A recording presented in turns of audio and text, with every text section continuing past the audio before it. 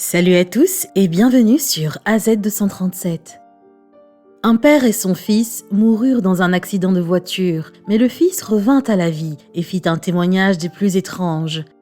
Regardons son histoire.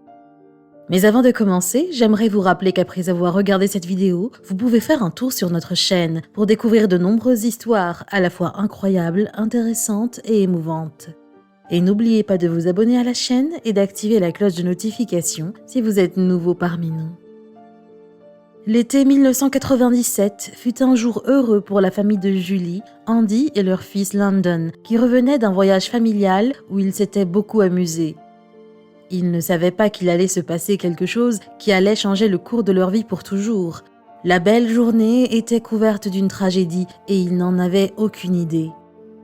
Ils traversaient ces merveilleux chemins en chantant et s'amusant comme des fous. Et en un clin d'œil, ils sentirent une force puissante percuter la voiture. Andy perdit le contrôle du volant et fit une prière silencieuse vers le ciel. Une ambulance se dirigeait vers eux, mais le destin en décida autrement et elle heurta brutalement leur voiture. Andy mourut malheureusement sur le coup, mais Julie réussit à être stabilisée grâce aux sauveteurs qui les avaient rejoints juste à temps. Cependant, les sauveteurs n'avaient pas réalisé qu'il y avait une troisième personne dans la voiture, le petit Landon qui était inconscient. La voiture, ou ce qu'il en restait, se trouvait en plein milieu de la route. Le petit Landon s'était retrouvé enterré sous les décombres, attendant d'être secouru. C'est alors que les officiers repérèrent une petite chaussure qui dépassait du tas de débris.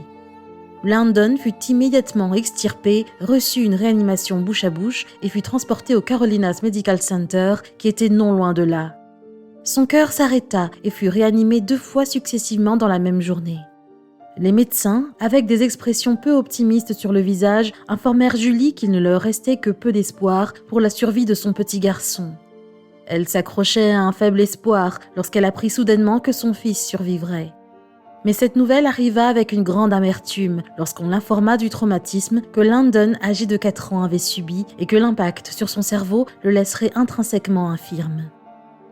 2 semaines s'étaient écoulées et personne ne s'attendait à être témoin d'un miracle. Landon ouvrit les yeux et tout le monde fut stupéfait de voir qu'il était tout à fait normal.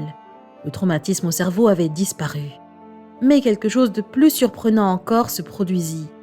Peu après que Landon ait repris connaissance, on lui demanda s'il se souvenait de quelque chose et s'il savait où était son père. Sa réponse choqua tout le monde dans la salle. Il répondit en disant « J'ai vu papa au ciel, nous nous sommes rencontrés là-bas. » Julie rapporta à CBN que Landon affirmait avoir vu 2 parents également, qui selon lui étaient au ciel. Elle fut encore plus choquée lorsque Landon affirma qu'il avait aussi vu 2 de ses autres enfants. Confuse au début, elle ne comprenait pas ce dont il parlait. Mais elle se souvint soudain qu'elle avait fait 2 fausses couches avant même la naissance de Landon. Ce qui la choquait le plus était que, comme Landon était encore trop jeune pour comprendre, Andy et elle ne lui en avaient jamais parlé. Landon a vu son frère et sa sœur au paradis, alors que Andy et moi ne lui avions jamais parlé de fausses couches. En fait, il n'avait aucun moyen logique d'être au courant du fait que j'avais perdu 2 autres enfants avant lui. C'était bouleversant et déroutant pour tout le monde. C'était quelque chose qui ne pouvait pas être expliqué sans preuves suffisantes. Il n'existait aucune explication scientifique à ce phénomène. Beaucoup de gens refusaient même de croire Julie, car ils prétendaient qu'elle avait probablement oublié qu'elle l'avait dit à son fils et que c'était sûrement le résultat du traumatisme lié à la tragédie que les 2 avaient subie. Mais Julie savait au fond d'elle-même que c'était quelque chose de plus qu'une erreur oubliée, c'était une intervention divine.